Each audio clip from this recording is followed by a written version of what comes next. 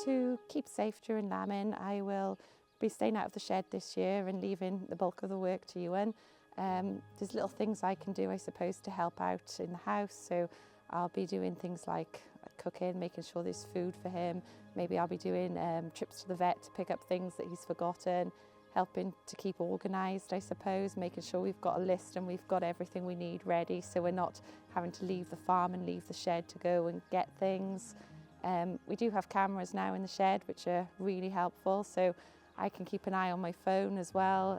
So even if he nips out of the shed, if there's an emergency, I can give him a call and tell him to get back quickly. There's plenty of other jobs as well. We've got the dogs there, for example, so if I take time off work, I can go around, feed the dogs, let the dogs out while he's in the shed. So it's just doing whatever I can that isn't in the shed, really, and trying to find those little jobs that I can do. So to keep me and the baby safe on the farm during lambing, I stay away from the shed. Iwan will be doing all his own clothes washing.